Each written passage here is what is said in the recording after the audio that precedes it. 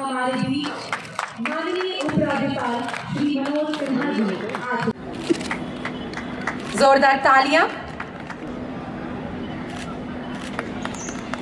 National medals, 16 gold, 7 silver and 5 bronze at national level competition, including 2 gold and 3 silver medal.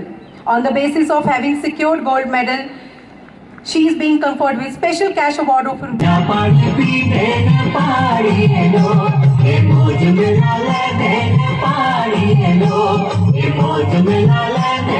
Commonwealth Championship 2022 and 23. He is being conferred with special cash award of rupees 8 lakh. और उन्हें cash award से सम्मानित करना मेरे लिए बहुत ही प्रसन्नता की बात है। आज परेड ग्राउंड के सिंथेटिक फुटबॉल टर्फ का उद्घाटन तथा बंदूरख सिंथेटिक हॉकी फील्ड की संगे बुनियाद रखी गई। एक लोकार्पण और एक शिलान्यास, मैं समझता हूं ये दोनों कार्यक्रम जम्मू कश्मीर में स्पोर्ट्स के विकास तथा अंतर्राष्ट्रीय स्तर के इंफ्रास्ट्रक्चर के लिए जम्मू कश्मीर प्रशासन की प्रतिबद्धता को दोहराता है।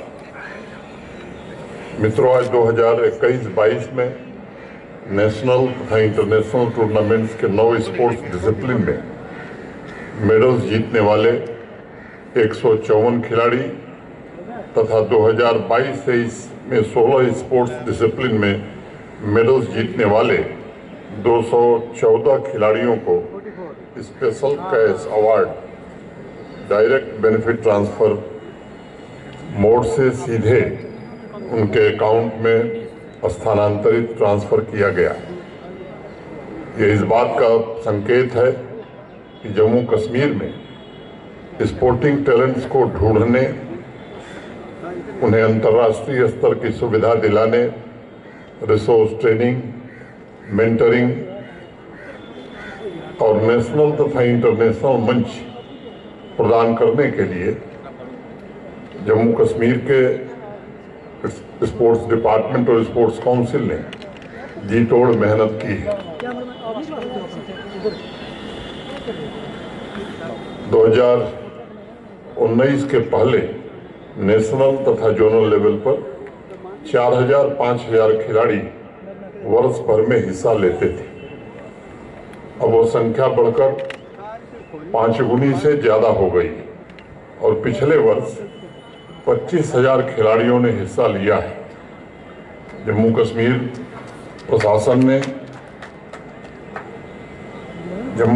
प्रशासन ने स्पोर्ट्स इकोसिस्टम को नुकसान पहुंचा रही अव्यवस्था को समाप्त करने की कोशिश की है और पिछले 4-5 वर्षों में अपने खिलाड़ियों के लिए अधिकतम सुविधाएं या मैं कहूं सर्वोत्तम सुविधाएं उपलब्ध कराने की कोशिश की है। सामान्य परिवारों के स्कूली बच्चों को भी स्पोर्ट्स डिसिप्लिन से जोड़ा जा रहा है। नगरोटा जम्मू में मल्टीपर्पज स्पोर्ट्स फैसिलिटी के साथ खेल गांव की स्थापना की जा रही है।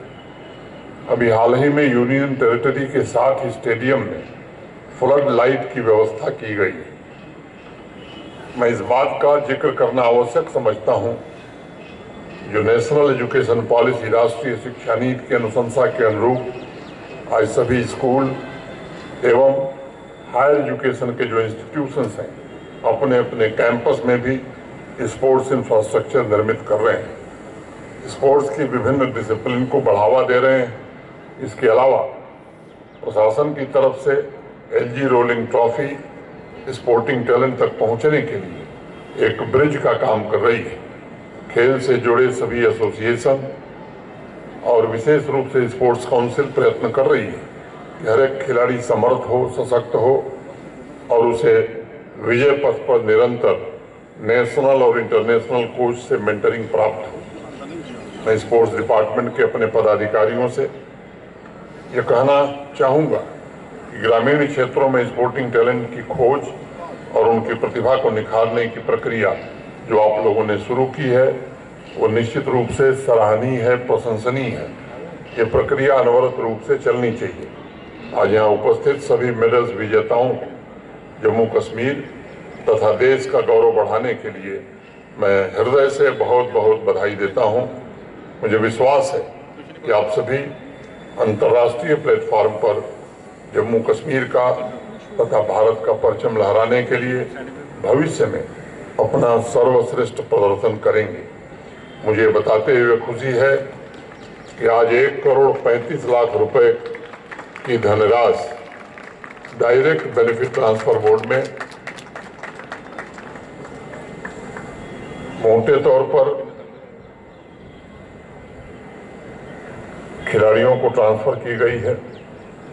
आप में से अनेक लोगों ने देखा है, सबसे अधिक जो पुरस्कार की राशि है वो अक्सा गुलजार को 12 लाख रुपए और सोहन कमलोत्रा को 8 लाख रुपए का पुरस्कार दिया गया है। इसके अलावा भी अनेक खिलाड़ी, किसी को 1 लाख, 1.5 लाख, 1.25 लाख। मैं समझता हूं कि लंबे समय से खिलाड़ी इसका इंतजार कर रहे थे। एक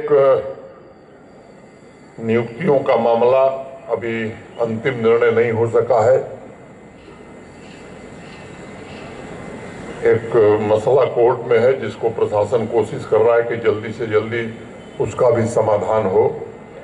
बाकी जो प्रक्रिया थी प्रशासनिक रूप से वो हमारे प्रशासन के लोगों ने पूरी की है। मैं उम्मीद करता हूं कि जो भी चयनित खिलाड़ी हैं शीघ्र ही जम्मू कश्मीर प्रशासन में सरकारी पदों पर वो काम कर सकेंगे। मैं फिर से एक बार सभी स्पोर्ट्स पर्सन को हृदय से बधाई देते हुए स्पोर्ट्स डिपार्टमेंट, स्पोर्ट्स काउंसिल को हृदय से बधाई देते हुए अपनी बात मैं पूरी करता हूं। धन्यवाद। जय हिंद। अभियान के माध्यम से निरंतर टैलेंटेड खिलाड़ियों की पहचान कर रहा है, उन्हें बेहतर ट्रेनिंग दे रहा है, आधुनिक सुविधा देने के लिए बेहतर स्पोर्ट्स इंफ्रास्ट्रक्चर भी तैयार कर रहा है। आज जम्मू कश्मीर के खिलाड़ी प्रशासन गांव-गांव के मेधावी खिलाड़ियों तक पहुंचने का प्रयत्न कर रहा है। विशेष रूप से दूर दराज के खिलाड़ियों तक मदद पहुंचाने की कोशिश हो रही है ताकि उनकी प्रतिभा निखर करके सामने आ सके। अभी जिन खिलाड़ियों से मैं मिला हूं, बातचीत किया हूं, जिनको खेल के इक्विपमेंट दिए गए हैं, उसमें डोडा और पुंछ के सुदूर इलाकों से आए हुए बच्चे भी भारत के आदरणीय प्रधानमंत्री श्रीमान नरेंद्र मोदी जी के नेतृत्व में सभी 20 जिलों में स्पोर्ट्स इंफ्रास्ट्रक्चर तैयार किए गए हैं। और मैं कह सकता हूं कि पिछले 4 वर्षों में स्पोर्ट्स के क्षेत्र में एक नई क्रांति आई है जिसे खेल क्रांति हम कह सकते हैं। कुल मिलाकर 702 खेल परियोजनाओं को पिछले 4-5 वर्षों में पूरा करने में सफलता मिली है। 100 खेलो इंडिया सेंटर निर्मित किए गए हैं। मल्टीपर्पज इंडोर स्टेडियम्स बहुतायत संख्या में निर्मित किए गए हैं। 9 athletic track, synthetic hockey field, synthetic football field बड़ी संख्या में बनाए गए। मुझे बताया गया है कि ग्रामीण इलाकों में, खासतौर से बॉर्डर एरिया तथा श्रीनगर डाउनटाउन में फुटबॉल इंफ्रास्ट्रक्चर तथा टूर्नामेंट्स के निरंतर आयोजन भी हो रहे हैं। इस पर विशेष ध्यान दिया जा रहा है।